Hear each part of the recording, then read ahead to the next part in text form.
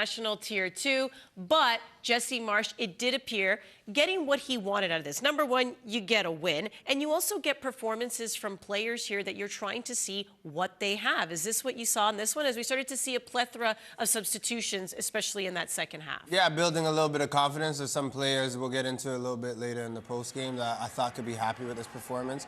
But this is just to assemble some players, to get them together and just build some chemistry. I thought that's what the day was. We talked about moments that we didn't want to see with Canada getting in a bit of a tussle, but I thought that they played a better second half. I thought that the players that came in but also started the match showed their worth to some degree. So you'll take the positives as they come.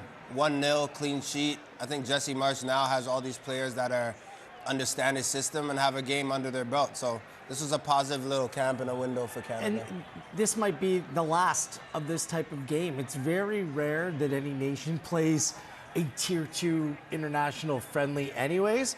But with the MLS change of schedule, I mean, this is probably going to go the way of the dodo bird, because it's just going to go away. But look, like it's a long off season for a lot of these players. Toronto FC haven't played in ages. Good to see some of those players get a run out. It's just important to keep some sort of fluidity, some consistency throughout the program, the coaching staff all the way down. People like Tommy Wilden Jr. that you see there, giving them an opportunity to maybe, have a different perspective of some of the players available. And if the goal was here to identify and to scout, I mean, this is the sort of thing that you need. Like, this is what we've lacked at youth levels for quite some time, because the programs haven't been appropriately funded with the youth being the priority. But this really gave it a chance to a lot of young players here today, and has given food for thought about maybe some areas that their games need to improve in order to really get into the first team mix. But I think the effort was there. They showed that they cared. They showed that it mattered for them. So this is basically all that Jesse Marsch could have asked for here. So even game aside, they've been in camp for the better part of a week. And yes, you don't have a lot of the big name players who will most likely be those starters come World Cup. But to your point about even just youth, I mean, how important do you think this was, Jordan, to even have this type of camp, to have people together, even if it's Jesse Marsch with his coaching staff? Yeah, it is. I think it's something to build off of. Look, you can't tell me that this camp, this window, didn't mean something to Shola Jimo. You're looking at Thiago Coimbra and the way that they've played, because this is going to be that building point. You see someone like Shola Jimo obviously going to Youth World Cups and Under-17 World Cups and doing well, but it's different when it comes to men's football, right? And maybe there wasn't a last name on the jersey today, but that feeling of being in camp for a week and having a performance and those jitters that you subsequently get when you're playing such a big match, those are present. So again, this is a building block for me, and I mentioned it pregame. You look at Tajon Buchanan in his career, they all remember their first. This was their first today, so it's important for that reason. It's just unfortunate that it wasn't classified as a Tier 1. I always think it's better when you're playing for something. Yeah. These players put in the work. They deserve to pick up a cap. And now these records, like Jason Russell-Rowe scores a really nice goal in this game. I thought he played really well. Yeah. And I hope that's a player that's working his way back into the international mix. He's still just 23, but then that goal doesn't count for him in terms of the record books. It's a little bit of an odd one. It's hard to explain to the neutral. Like, you people that are watching, what time is it right now? Like 12:30 a.m. Eastern time. Yeah. Like, you care, but explaining it to like the wider Canadian sports fandom, like, it's very hard to explain what tonight was and what it wasn't about. Well, we care, which is why we made him our Volkswagen moment of the match. And Jason Russell-Rowe had the better of the chances even in that first half. And you just kind of felt that if anyone was going to get a goal in this game, it was going to be him. Yeah, and I'm going to quote Jesse Marsch. He said he's the direct comparison to Jonathan David, and what he means by that is the role that he plays. Like, he could be a number 9 and he can be a 10 and find the gaps. But look at this. There's someone else that would finish it like that, but you got to give all the credit to Jason Russell-Rowe. That is beautiful, to get across your man, to make sure that you get your forehead on it, and then just to tuck it in the corner. When you keep the keeper like a stone like that, that's when you know it's a great finish, Wheels, right? There's no reaction. You leave him for dead. It was beautiful. I love how my guy said that, because that's exactly what I thought when Russell-Rowe hit that. That was Jonathan David-esque. Like, just a glancing header. Against Ukraine. But beyond Jonathan David for Canada, whether it's Lille, like wherever he's played, I think I've seen that goal on repeat from Jonathan David. So the instincts, the way that he just chose to direct it. The desire to get across the player. Desire to get across. That's what it reminded me of. Yeah. And right now, if you're looking at your 26, like Jebison, Promise David, Oluwaseyi, they're all way different players to Jason Russell-Rowe. And Russell-Rowe, based on the way they played in Columbus, is a little bit of a specialist. Like, he's a player that doesn't have to start games. He can come off the bench and change it and provide a little bit of insurance. Like, the only other player that's comparable that can kind of play that role that Jonathan David does is Marcelo Flores, a player that still needs to change the association. Marsh is adamant that he still believes that Flores wants to make being a member of the Canadian men's national team a priority. But other than that, it's a position that's rather thin in this Jesse Marsh system. So perhaps Russell-Rowe was the big winner of tonight, got the goal, and perhaps made an impression on his match. So we got to give a shout out to Malik Henry, though, for the assist. Great ball. Well. That's a great ball. It's a great finish, but... We're going to see that. But let's hear from the goal boy. scorer who's with Christian Jack. I'm with the match winner, Jason Russell-Rowe. How did that feel to score the winner? It's an amazing feeling, and for me, I felt like it's been years coming. So, yeah. You talk about years coming. Obviously, you've had a couple of appearances with Jesse since he's been there, but to get a full 90 and to get the goal, how much does that do for your confidence playing for Canada? Well, honestly, it does a lot. You know, I've come in and I've only been able to have very short stints on the field, and for Jesse to be able to trust me this camp and to see me playing 90 in my first start, it means the world for me. Canada attacked a lot down the left in the first half. They switched it almost to the right in the second. Talk us through the goal. How will you remember it? I just remember I'm in the weak side 10 position, maybe second striker, and as soon as I see the ball played in behind Malik, I know he's got the speed, and we have a connection from our academy days. So to just now be in the first post and be clinical with my opportunity. You've scored a lot of big goals for club, now another one for your country. Do you still have an eye on that World Cup squad, something you can maybe try and push into? Of course, you know, that's the goal. We have a World Cup in our home country, and I feel like I'm on the bubble for that. And that's my short-term goal this year, is to find a way onto the roster and to do something great for Canada. Tonight you did great. Match winner again. Thanks, Jason. Thank you. All right, he's feeling pretty good about it. Let's get to, you want to say something? Yeah, I just want to say something about Jason Russell-Rowe. Perseverance, that's the word that comes to mind. As an academy player, and you mentioned it, at Toronto FC, he had a nightmare with injuries. Yeah. To the point where he was considering leaving the sport altogether, just quitting at a very young age.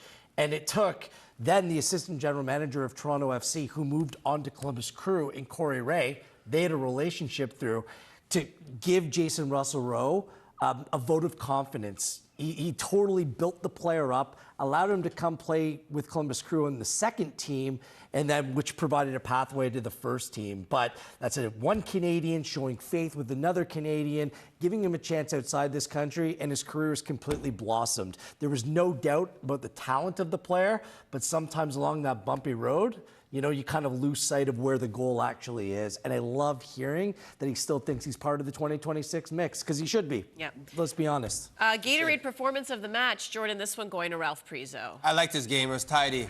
Look, it's not easy to play as a left-footed player on the right side, but even with the build-up and his influence with the goal, but he was progressive today. This is fantastic work from Shola Gimo, just to play Richie Larea as well. A big opportunity, but again, we're talking about a player who's a midfielder, Wheels, who could be deployed as a center back, but he looked the part tonight for a match playing in the back line. I don't think he's like... He doesn't have the physique of a typical center back that Jesse Marsh would like. Like, he wants that big, strapping, strong, fast. But what Ralph Priso has is savvy. Like, he just knows how to make his way around the field, get involved, pick his spots, good distributor of the ball. I think I still prefer him more as a 6. But the fact that he has that versatility, can step back and now play a different position. Like, it's a bit awkward tonight with 2 left-footed center backs, but he did really well. I think he's deserving of the man of the match. What I love about Priso is that he can serve for Jesse Marsh and whatever Canada has moving forward as a 2-for-1 deal. Yeah. And that is beautiful. And I know this personally. I didn't play to the level as Ralph Priso, but I could serve as a midfielder and as a center back. And then you look at your subs and you're like, okay, you're going to bring this guy. Because you don't know what a match is going to bring. Maybe you play 3 in the back. Maybe your left a center back is injured. Maybe you need a little robust and strength in the midfield. Yeah, I'm talking about myself right now. but that's what Priso can bring. Like he can cover a multitude of sins. So that's why it's really nice having him in the squad. Well, you know who else kind of walks around like this a little bit and kind of stirs things up? Oh, you. Show the guns. Show the guns. Richie Larea. Ah! KJ. With skipper Richie Larea after a 1-0 victory, what pleased you the most about that one, Richie? Yeah, I mean, obviously this was a game that we lost in Gold Cup against them, and it was virtually, you know, the same team that they had, and we're missing a lot of guys. We didn't use that as an excuse. We had a lot of young guys step up in a really big way. Yeah, just super proud. It was a tough game. It's always tough against teams like this, but I think this is a perfect start for 26 for us. You used the word proud. You said the young guys. What will that do for them to play in a game of this intensity? Yeah. Guatemala presents a lot of different challenges for you, especially physically, and they demand a lot out of you output-wise, so I think it's good for these guys. You know, CPL, some of them are MLS, but haven't been able to be in here. It's just good for them to see these are the levels of international football. And yeah, I think both teams show that this is, you know, it means something to them. This is a team now that's used to winning. You showed that in the second half, finding another level. Is that what pleased you? Yeah. I mean, you know, Malik comes on, makes a great play, and then Jason, you know, that hasn't been in for a little bit. Scores a brilliant goal. He had a really good game as well. So yeah, that's what I mean. It's just proud to see these guys step up in a big way. Last one, Richie. How much have you enjoyed the week and captaining the team?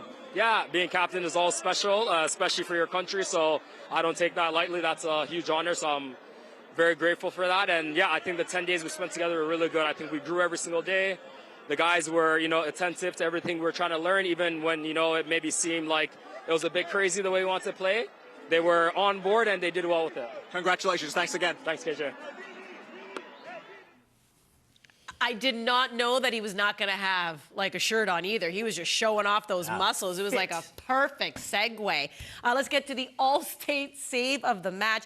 And this is Navarro's 74th minute making a save off of Matthew Chouanier, who, by the way, was really good on set pieces tonight. Yeah, he was. He has a nice foot. This is a great strike, 20 yards out. This is what you want to see more from Chouanier.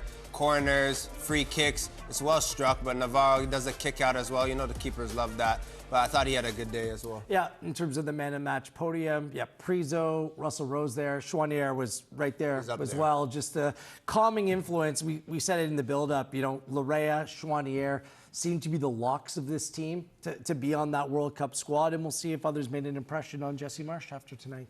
Couple players mentioning Malik Henry, so let's give him some love as he is our Walmart delivery of the match as we take a look once again at the goal and just, you know, the buildup of it, which actually started from Pantemis and up.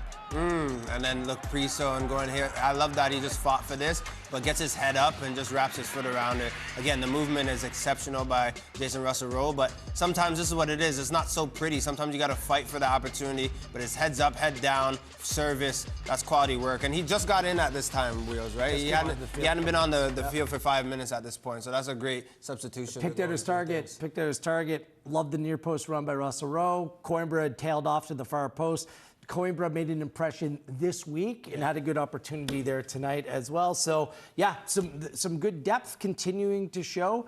That 26-man squad, I think once upon a time, you're like 26, that's a lot of players, but now I think there's some legitimate competition for those spots. All right, here's the coach with KJ. With Jesse Marsh after a 1-0 victory, what pleased you the most about that? That it looked like us. You know, I challenged the guys to be disciplined and understand their roles.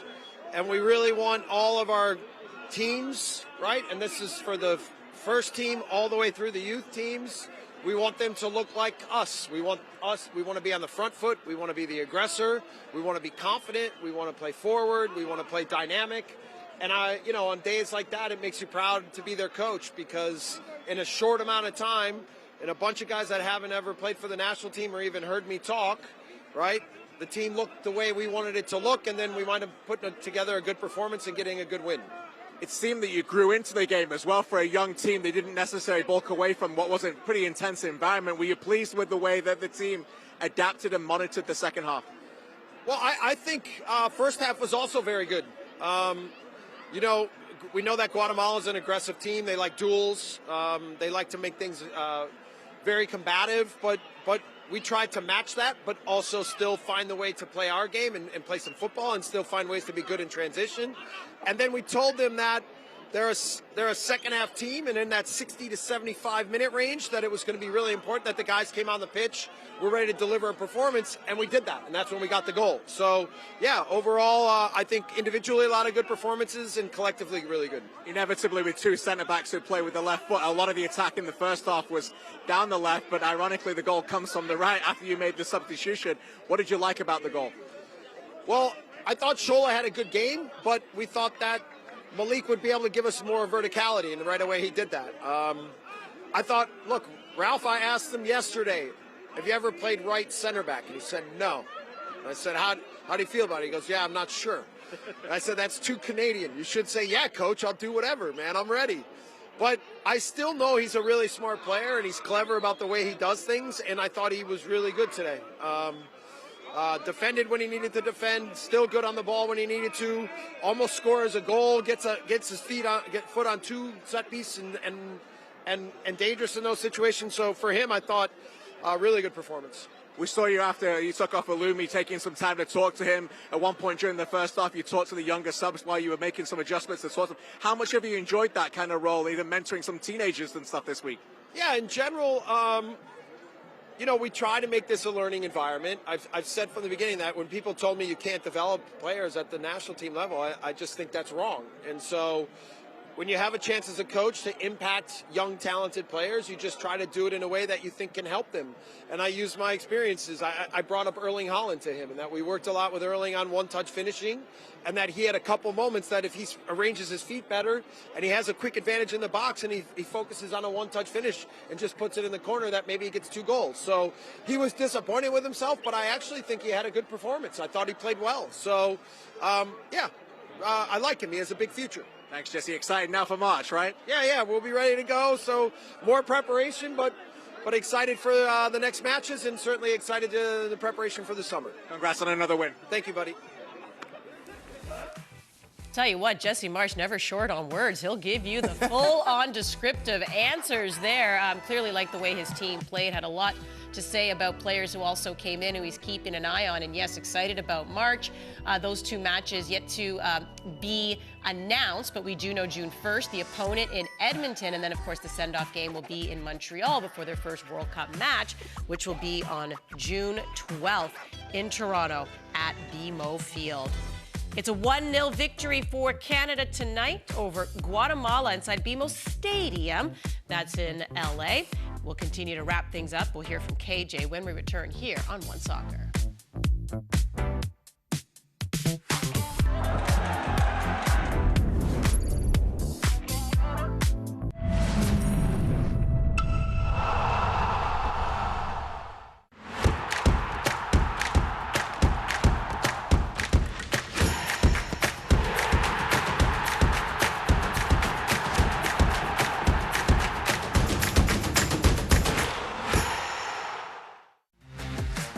Get Advil Liquid Gels for fast and effective relief. And conquer your tough pain and fevers with the power of Liquid Fast Relief. Try Advil Liquid Gels and get liquid fast relief. For more than 25 years, we've been there, helping Canadians find the extra space they need to grow and to create new memories. Access Storage. Buy Canadian, store Canadian. The sale is amazing. Whoa! Language? This is not a sale. Walmart's everyday low prices just feel like a sale. Oh, so these aren't on. Sale! Sorry. It's okay.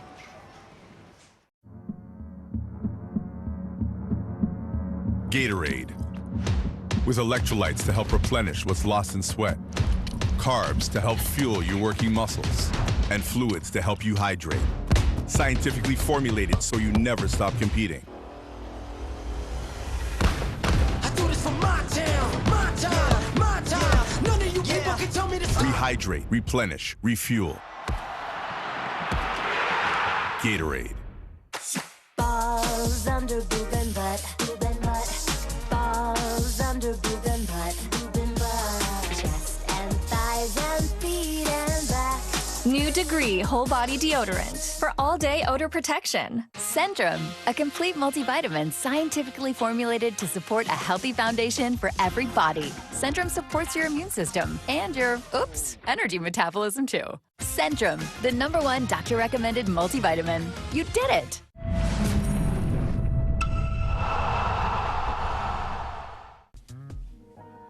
Full-time stats with the Canadians walking away with the victory. Jason Russell-Rowe getting the goal for Canada, 1-0 over Guatemala in LA. Who's been on location all week for this camp has been Christian Jack.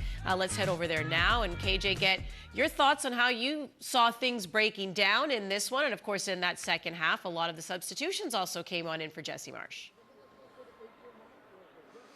Yeah, after a week where a lot of the youngsters got the headlines, fittingly one of those youngsters in Jason Russell-Rowe got the winner, and I thought it was quite a fitting finish in the end. That obviously was a lot of it came from the substitution, what Jesse Marsh alluded to in my interview as well, in terms of making that difference and reading the game. You know, being close to the pitch here and speaking to a few people, I think the game was a little bit more intensive and certainly just at a little bit more atmosphere, certainly than they expected. So I think for the younger players, and certainly to see everybody get an opportunity to play for Canada tonight, current and former Canadian Premier League players, both goalkeepers, all getting opportunities. There could have been an element where it may have turned out to be just a glorified training game and turned into a bit of a spectacle or a competition farce, but it never went that way. I thought both teams actually really respected the game. Both, I think, Guatemala and Canada had opportunities in the match, and every credit that I thought Canada on both sides, once again, their flanks proved the difference. And Russell-Rowe, who scored big goals in big games in the past for Columbus, you think of the Champions Cup run as well. Not surprised to see him again being the headline maker here. So overall, a good week where young players have had an opportunity to see what the culture is for Canada, to know what it takes to bring the intensity both on and off the pitch, and to walk away with another clean sheet and a 1-0 win. How about Jacob Schaffelberg? You have an update on him. He had a lingering injury and opted to have surgery. What is the latest there? Spoke to Jacob here at halftime, which is now his new home. And by the way, he said to me, what a place. He cannot wait to start to play here in Los Angeles. Was very happy with the trade. He told me that this has been more than a lingering issue that goes back over a year. Back to the Nations League when they played here in LA, he felt it. We've talked about that groin area. The good news is when they opened up and went in for surgery, it wasn't as bad as initially feared. It's just a little bit of a nerve tissue issue that they had to straighten out. He told me that the good news coming out of the surgery, that he's already feeling a lot better, started to do some light jogging, and fully anticipates to be in match action as early as March, so as early March as well. So I think he believes he'll be in that international camp at the end of March. And again, another motivation for him and many other international players to try and get into that camp. But no, nothing but smiles for Jacob to be both back in LA and obviously to get through the surgery and get back to his best, because we all know that if Jacob Schaffelberg has his pace and his legs, then he can be a different kind of player that we perhaps didn't see in 2025. Yeah, very speedy player, that's for sure. All right, Christian Jack, reporting from LA, thank you so much. 1-0. Victorious here, but we are looking ahead till March. These are the games we also know are going to matter. The return of Alphonso Davies, what are you looking forward to when it comes to those March games? Finding out who the opponents will be. Well, yes. That's the thing first and foremost. You need big games. You need good games. It's going to be a Toronto-based camp. I'm a little disappointed. We showed the list of where Canada will be playing over the course of the next 4 games. The one big missing link is Vancouver. And they're going to be playing 2 group stage games there. And if all goes to plan and they go on and win the group, then potentially their first and second knockout game would play there. Just they haven't played anywhere near enough in BC Place for me. That's kind of the missing link. But the preparation is key. Not just who, as in what players are going to be in camp, but who are you playing and how are you going to get the most out of those games? We were just talking about the venue, which is so important. But when is the last time we've seen Canada's strongest team play? And like I know now, everyone's talking about, okay, 2026 is when the World Cup. We're in 2026 now. So March, that window is going to be what, the second last time or third last time that Canada gets together before the World Cup. So you want to see the spine there. You want to see every player that will probably play a prominent role, be ready to play in that March window. Bombito, Cornelius, Johnston, we'll see Cornelius, Davies, like that. Basically, what we envisioned their starting back 4 to be a year ago just haven't played together. So they got to jump on a moving train right now and start solidifying some of the roles. We all know that left-hand side, and now Marsh is kind of planting a seed of doubt where Fonzie will play. That's something else to monitor, by the way. The last time Alphonso Davies was in camp with Canada, he left in a really negative way through injury. Then what happened with the comments about his agent? How is Alphonso Davies, the captain, going to re-amalgamate into the squad? What's that actually going to look like? So a lot of excitement. Like, these are good storylines to have, the fact that it's going to be happening March and not June. Yeah, and by the way, that'll be a full year since we last saw Alphonso Davies at that point play for the national team. But 1-0 here tonight against Guatemala. Gareth Wheeler, Jordan Wilson, KJ, as well as Adam Jenkins, Jimmy Brennan with the call. I'm Andy Petrillo. Thanks for tuning in, everyone. We'll see you next time.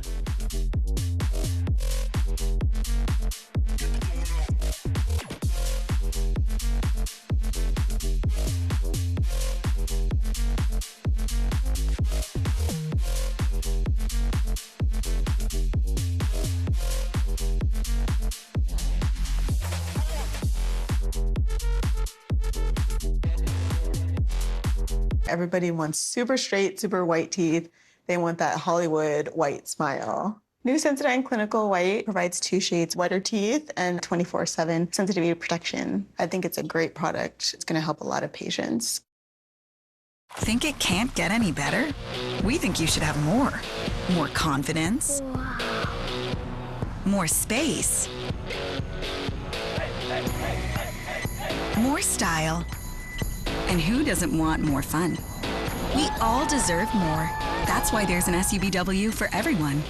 Taos, Tiguan, Atlas, Cross